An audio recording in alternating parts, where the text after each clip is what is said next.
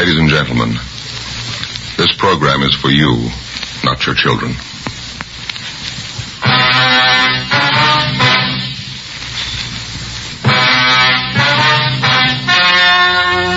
The story you are about to hear is true. Only the names have been changed to protect the innocent. Fatima Cigarettes, best of all long cigarettes, brings you Dragnet.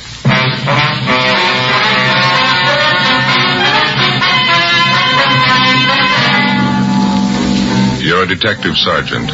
You're assigned to homicide detail. A woman and her 2-year-old child disappears suddenly. There's no apparent reason for it. 5 days pass. No trace of them. Your job? Find them. Webster's Dictionary. Definition of the word compare. Compare. Examine for purpose of discovering resemblance or difference. Now, let's compare Fatima with any other king-size cigarette. The resemblance. Fatimas are the same length as other king-size cigarettes, 85 millimeters. Fatima has the same circumference, 1 1/64 inches around. And Fatima filters the smoke exactly the same long distance as other king-size cigarettes. The difference. In Fatima, the difference is quality. You see, Fatima contains the finest domestic and Turkish tobaccos superbly blended to make Fatima extra mild. You get all the advantages of extra length plus Fatima quality, which no other king-size cigarette has. So compare Fatima yourself. Your first puff will tell you... Ah, that's different. Yes, in Fatima, the difference is quality. Buy Fatima. Best of all long cigarettes.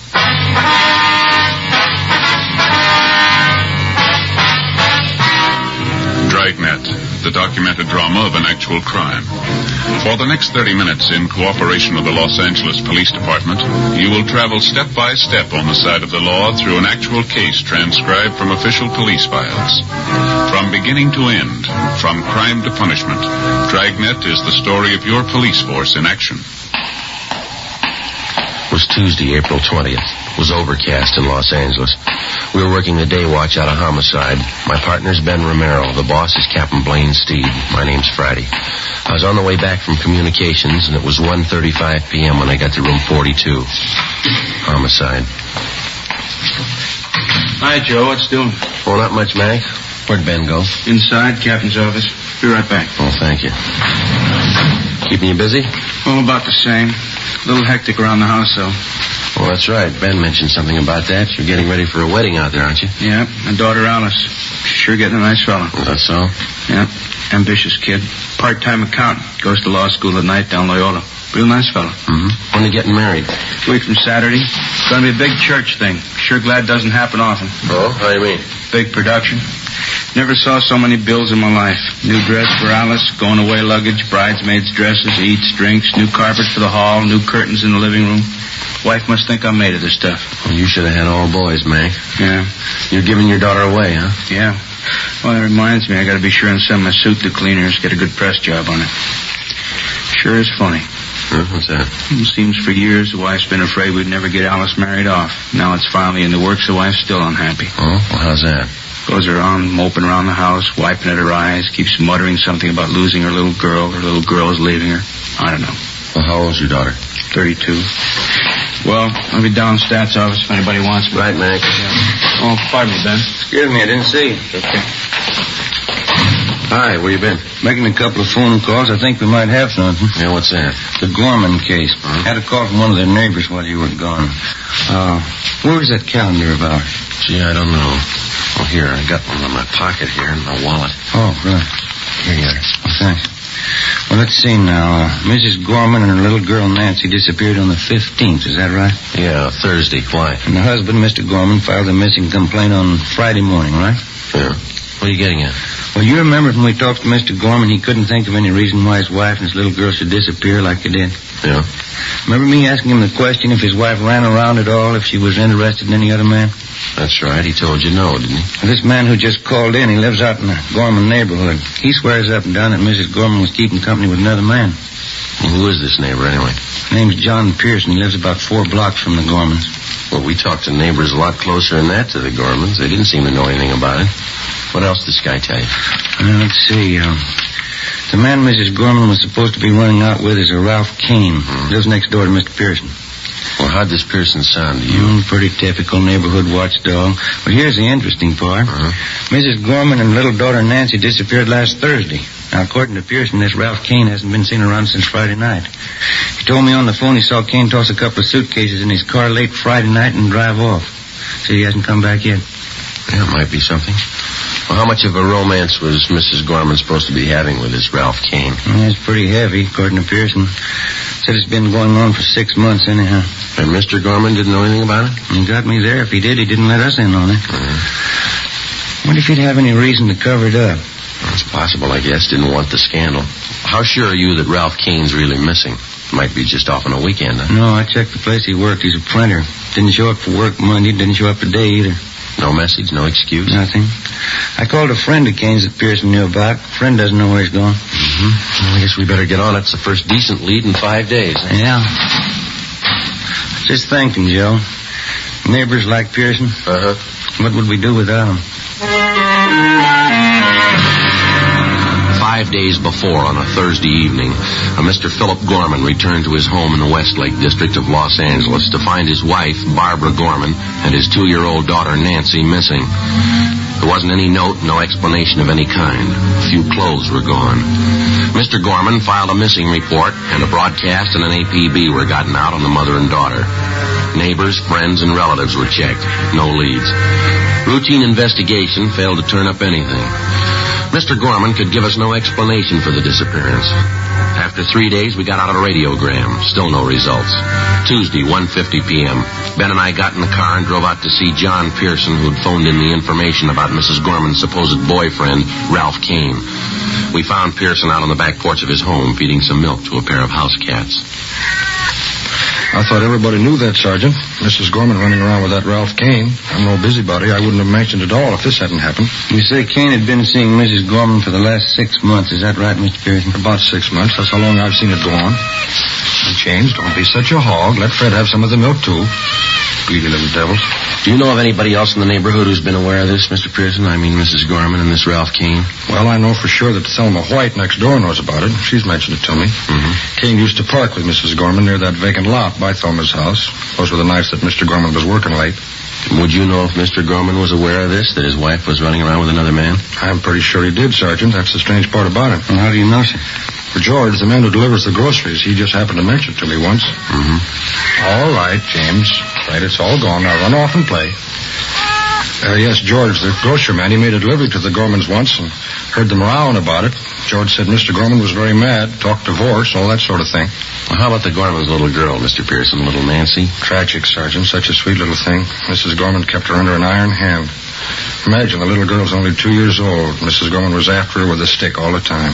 She's not much of a mother. Not the way I look at it, anyway. Well, what's your opinion of all this? Do you think that Ralph Kane has run off with Miss Gorman? Well, what else can you think? 2 of them carry on for 6 months. Mrs. Gorman disappears Thursday. Mr. Kane leaves Friday night. What else can you think? This neighbor of yours, Thelma White, does she live in this house over here, over on the right? Yeah, that's right next door. You go over and talk to her. She's home now. Thelma will tell you the same thing I did. All right, sir. Thank you very much. Not at all, Sergeant. Just one thing I can't understand about Mrs. Gorman's little girl, little Nancy. Can't quite understand why she's gone. Doesn't seem to fit somehow. How do you mean? If you're going to run off with a man, you don't take your family along.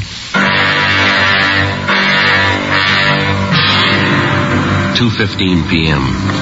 We went next door and talked with a neighbor, Thelma White. She told us the same story as Pearson. From the 2 of them, we got the description.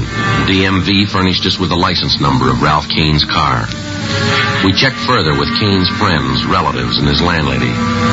No one had seen or heard from him since late Friday. We searched the duplex where he lived. No leads. We went back to the office and checked Kane through R&I. He had 1 arrest for petty theft. We got out a broadcast and an APB on him. Well, that night, Ben and I drove out to see the husband and father of the missing woman and youngster, Philip Gorman. He was employed as a groundskeeper at one of the baseball parks in the city. Pretty fair turnout tonight, huh? Yeah. Weather's cleared up a little. Probably helped, huh? Where's the groundkeeper shack? Down at the end there? Yeah, you can't see it from here. It's just below the end of the bleachers there. Wow. You come out here very often? Not as often as I'd like to. It's down this way. Okay. Watch your step there, Joe. Is a mud puddle? Yeah, I see it. Sorry, you'll have to get back in the stands. You're not allowed down this end. Howdy, Mr. Gorman. Friday and Romero. You remember us? Yeah, sure. I didn't recognize you for a minute. You got a few minutes, Mr. Gorman? We'd like to talk to you if we could. We're sure right now if you want. You found out something about the wife, little girl?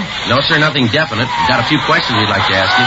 Well, that's fine with me. I got nothing to do for a couple more innings. What's it all about? Well, when we talked to you at your house the other day, Gorman, you remember me asking if you could think of any reason why your wife and your little girl should disappear like you did? Yeah, I remember. There was nothing I can think of, Sergeant. Do you recall us asking you if your wife might have been interested in some other man, somebody she might go off with? Yeah, I remember all that. I told you I didn't think that was it. Now, look, if you know something and you're not telling us because you don't want the scandal, you can forget that, Gorman, because whatever you tell us is in strict confidence, you know. I don't know what you mean, Sergeant. I told you everything I know. Well, we'll be honest with you, Gorman. We think you're trying to cover up. Well, that's not true. I don't have anything to cover up. We picked up some new information on your wife this afternoon. We hear she was pretty friendly with a man named Ralph Kane. Lives a few blocks from your house. We hear that you knew what was going on. You and your wife, Barbara, had a row. You talked divorce. How about it? Well, let's go inside the shack here, huh? Get away from some of this noise. Fine, sure.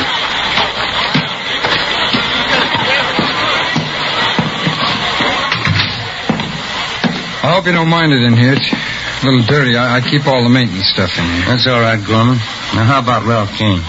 Yeah. I knew about it. It's like you said, all the scandal. I just didn't want it to get out. Well, look, if you're going to hold out on us, it's not going to help much to find your wife and little girl. Yeah, I know, Sergeant. I just didn't want people to find out what a bum I married him. You know what some neighbors are like. Mm-hmm. I can't understand how it happened. I met the wife when I was in the Army. I see. I brought her back out here. Everything was fine. After the baby was born, she started to change. Nothing satisfied her. She began to run around. Nothing but a bum, but I guess I found out too late. Now, this Ralph Kane, what do you know about him? Well, he's a single guy. Works at a print shop downtown. He's a pretty good-looking guy. He's got money to spend. That's all Barbara cares about. Well, what's your idea about it? Huh? You think Kane and your wife have gone off together? Well, to tell you the truth, I'm not sure. Maybe they did. I've been trying to check around them all. I'm not getting very far. There's only one thing I'm really worried about. That's my little girl, Nancy. I don't care what my wife does or how far she goes. I just want my little girl back, that's all. Have you any idea at all where your wife might have gone? No, none at all. She didn't know California too well. She's only been out here a year. Mm-hmm. You don't know any of Kane's friends, his hangouts, or places you think he might go? No. Oh, I never even met the guy, Sergeant. I'm going to, though. I know what he looks like. I'll meet him. Well, there's just one more thing, Gorman. If your wife was set on running off with another man, why did she take your little girl with her? She wasn't too devoted to the baby, I understand. Yeah, that's right. That's what's got me worried. The only thing I can figure out is the wife hated me more than I thought. She knew that I thought Nancy was about the greatest thing alive. I guess rather than let me have her, she took Nancy along with her. Well, is it possible she might drop the baby off with some friend or relative and tell them to keep Well, her? I've checked on that already, Sergeant. You got the names of all the people we know. I'm sure they'd get in touch with me if they had Nancy. Well, we'll double-check them anyhow. All right. Now, if there's anything else comes up, you let us know right away, huh? All right, Sergeant. It's just the baby, that's all, Nancy. As far as I'm concerned, my wife never lived. It's kind of hard to take in a way. Yes, it is. I think you got the finest setup in the world. Nice home, job, baby, good furniture, everything you need. Yeah. Everything but a wife. The search for the missing wife and the 2-year-old daughter went on. The broadcasts and teletypes on Mrs. Gorman and Ralph Kane failed to net us a thing. A week passed. There were no leads. Another week went by. Nothing. The half-dozen replies we'd gotten on our teletype went nowhere. They were blind leads. Wednesday, May 5th. We got a call from the manager of an auto court in the south end of the city. He told us that a man, a woman, and a little girl, answering the description of the missing trio, had stopped at his place the night before. Along with Jack McCready from Homicide, Ben and I drove out and interviewed the man. We showed him pictures of Kane, Mrs. Gorman, and 2-year-old Nancy. He identified all three. He could give us no idea where they'd gone. We checked through the cottage where they stayed. No, nothing. Just about as clean as you can get. A little something here. Hmm? What's that? What's here? Kid's picture book. Let's see. Yeah, take a look right here. Oh, this book belongs to Nancy Gorman. Well, we know they were here. That's about it. Hey, Ben? Joe? Yeah, Mac. Where are you? Out the back. Come here. All right.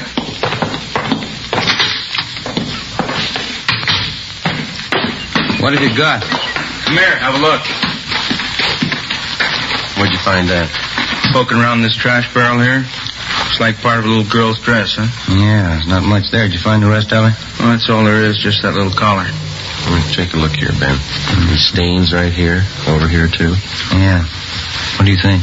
Mac, blood stains? I'd say so. We drove back to the office to the crime lab and had Lee Jones run the stains on the dress. He ran a benzodine test and then a biological precipitant. The stains were made by human blood. Well, it still didn't put us any closer to the missing child or her mother. The search went on. We redoubled our efforts. No luck. Another 10 days passed. We had a few more responses to our all-points bulletin, but none of them panned out. On May 16th, we got 2 more leads to check out. They went nowhere. We got back to the office a little after 6 p.m. Better call Mr. Gorman after we check in, huh? Keep him off our backs. Yeah, I hate to keep telling him the same thing. No word. Yeah. How about it? You call Gorman tonight, huh?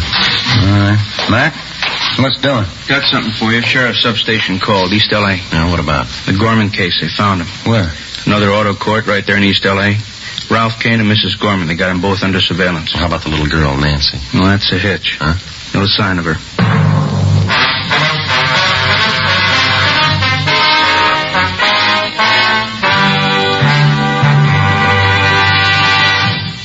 You are listening to Dragnet, authentic cases from official files. Now, let's look at our Fatima files. Listed under H. Hardwick. Cedric Hardwick, distinguished actor.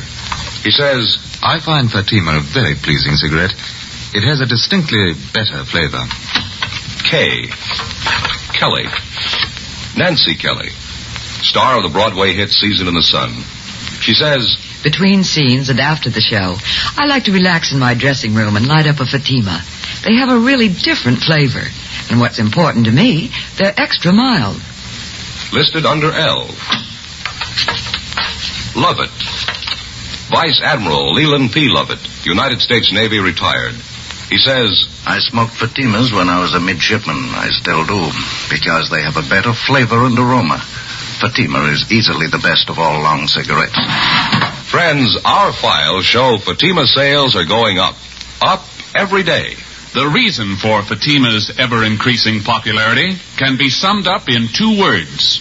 Fatima quality. Yes, Fatima gives you all the advantages of extra length, plus Fatima quality, which no other king-size cigarette has. So if you smoke a king-size cigarette, compare Fatima. You'll find they now cost the same, but your first puff will tell you. Ah, that's different. Because in Fatima, the difference is quality. Buy Fatima. Best of all long cigarettes.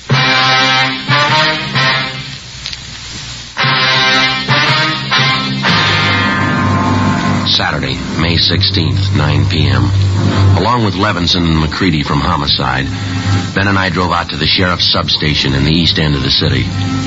One of the deputy sheriffs directed us to the motor court where Mrs. Barbara Gorman and Ralph Kane were under surveillance. We found the 2 of them in one of the rear cottages. There was no trace of 2-year-old Nancy Gorman. Levinson and McCready took Ralph Kane out to the car to interrogate him. Ben and I remained in the cottage with Mrs. Gorman. She was a tall blonde, thin-faced and nervous. She spoke with a decided accent. We questioned her for more than 2 hours. We got nowhere. Why don't you sit down, Mrs. Gorman? Relax. How can anyone relax? These questions. You have no right to do this. Well, maybe you haven't got it straight, Miss Gorman. This is a pretty important matter. We'd like to find out about your little girl. I told you I don't know. She ran away. Yes, ma'am. Now, we've had 10 different versions. You stopped at a hotel in Nevada and she disappeared. You were at an auto court in Bakersfield. She ran away during the night. We've heard just about all of them. Now, how about the truth? I've told you everything I'm going to tell you. I don't know what's happened to the kid. She's gone, that's all. She's gone. There's got to be an explanation for it. Where is she gone? She ran away. How many times do I have to tell you? I left with Raph. We went out of the city. After a few days, Nancy got lonesome. She wanted to see her father. We were asleep one night, and she ran away. That's all there is to it. Simple. Why can't you understand? Well, you're going to have to do better than that, Miss Gorman. Now, how about the truth? What happened? You can't keep me here all night. Where's Raph? I want Raph. Why'd you take the child with you in the first place, Miss Gorman? It's pretty obvious that you didn't want her. Did Kane want you to take her along? Oh, no. He wanted me to leave her. Just he and I. That's all he wanted. Should have left her there, all this trouble, questions. There's an easy remedy, ma'am. What'd you really do with the little girl? She wandered off. It's the truth. We didn't know it. She wandered off. We couldn't help it. How about the little dress we found in that auto court with stains on it? The same questions. You always ask the same questions. What about the dress, ma'am? Do I always have to repeat? I told you. Raph cut his hand. He was shaving. It was just an old dress, a rag. Raph bandaged his hand with it. Well, you usually wear bandages a while, don't you? You don't just throw them away. It was only a scratch. You didn't need the rag very long. Quite a few stains on the dress, ma'am. Must have been more than just a scratch. No, it was just a scratch. Can't you believe anything I say? No, not so far.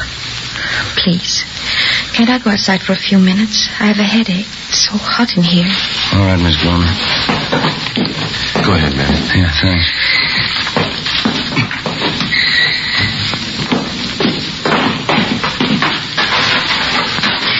The air. It's so good. Terrible headache. You mind telling us something, Miss Gorman? Please. Can't you let me alone for a minute? Why did you leave your husband? Him? Any woman would leave him. It's Raph. I love Raph. And your little girl, what about her? My husband wanted her, not me. I'm just not like that. I didn't want her in the first place. It was a mistake. A terrible mistake. Is that why you got rid of her? What? Now, it's pretty obvious by this time, ma'am. When you left your husband, you took your little girl along for spite. Kane didn't want her. You found out you didn't either, so you got rid of her. Now, is that it? I didn't say that. You're putting words in my mouth. I didn't say that at all. Joe, Ben? Yeah, Mac, over here. Kane's given us half the story. Shouldn't be too hard to get the rest. It's a lie. There's no story to tell. Nancy ran away. That's all we know. Mac? Kane says they tried some kind of a death pact. He and Mrs. Gorman here got in a room and turned on the gas. He didn't tell you. He didn't tell you. Afraid so, ma'am. That's your boyfriend's story. What else, Mac? Well, as I say, Kane and Mrs. Gorman got in the room, agreed to end it all. They had a little girl with them in the room. Well, why was that? Kane says he doesn't know. Seemed to simplify things, having the kid with him. He tell you what happened? Yeah, they turned on the gas No. jets. Don't. Never mind. Miss Gorman? Never mind. You don't have to say it. You want to tell us about it? Miss Gorman? Yes. I'll tell you. 3 a.m. We went back inside the cottage at the auto court. We gave her a cigarette, and Barbara Gorman sat down and told us the story. 4 days after she'd left with her 2-year-old daughter and Ralph Kane, she knew she'd made a mistake. She admitted that she never should have taken the child. She said the little girl seemed to be in their way all the time. Kane was all for deserting the child or sending her back to her father. Mrs. Gorman wouldn't agree to it, just out of pure spite. One night in an auto court, she and Kane had a big drinking party. They brooded over the mix-up that they'd gotten themselves into. Kane didn't have any money to get married. He knew he'd lost his job. Even if they could get married, Mrs. Gorman wasn't sure she could get a divorce.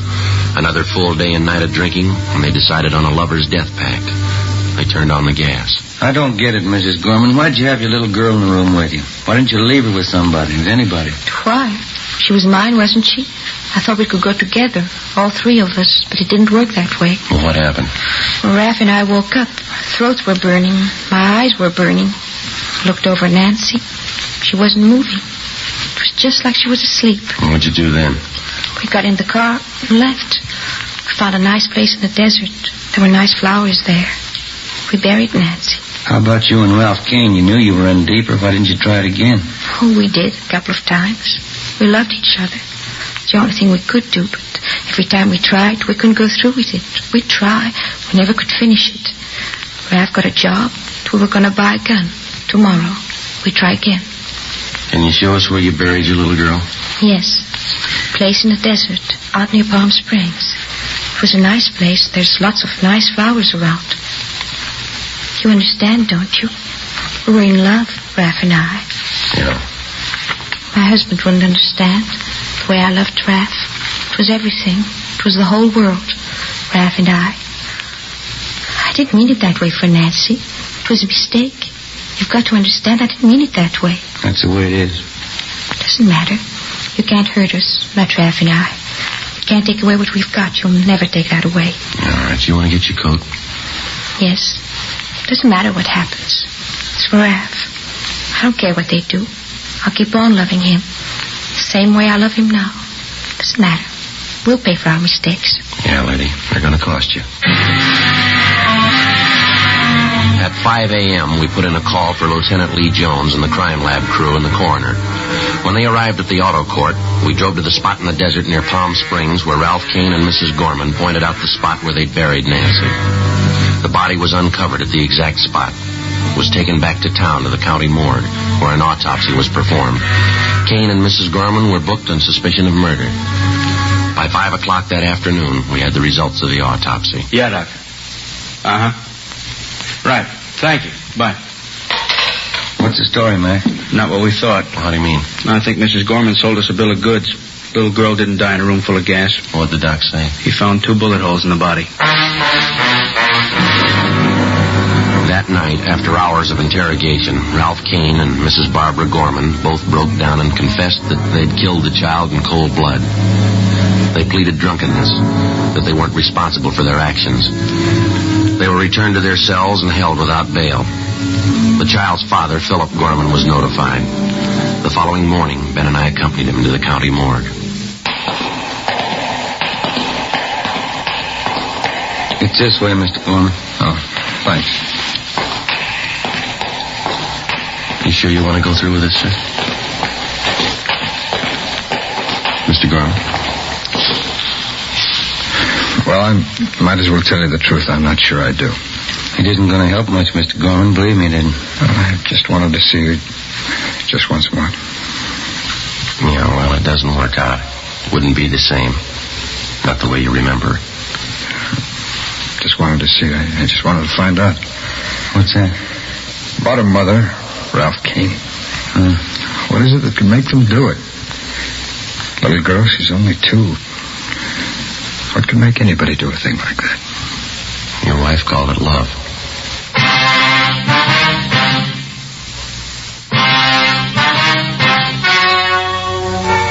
The story you have just heard was true.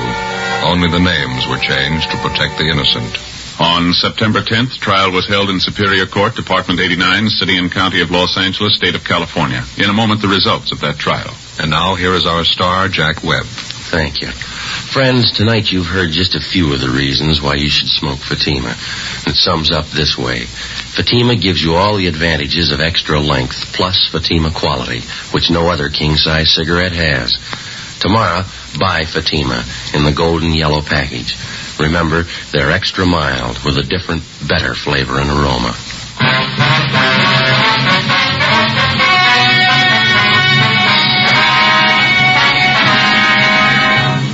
Mrs. Barbara Gorman and Ralph Donald Kane were tried and convicted in Superior Court of murder in the first degree.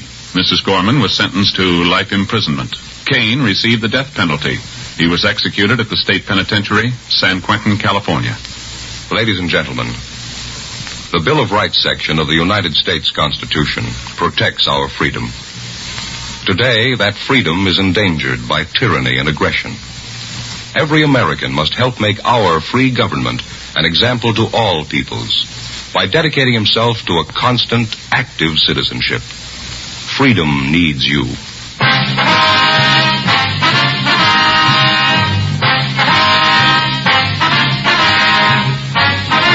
You have just heard Dragnet, a series of authentic cases from official files. Technical advice comes from the Office of Chief of Police W.H. Parker, Los Angeles Police Department. Fatima Cigarettes, best of all long cigarettes, has brought you Dragnet, transcribed from Los Angeles.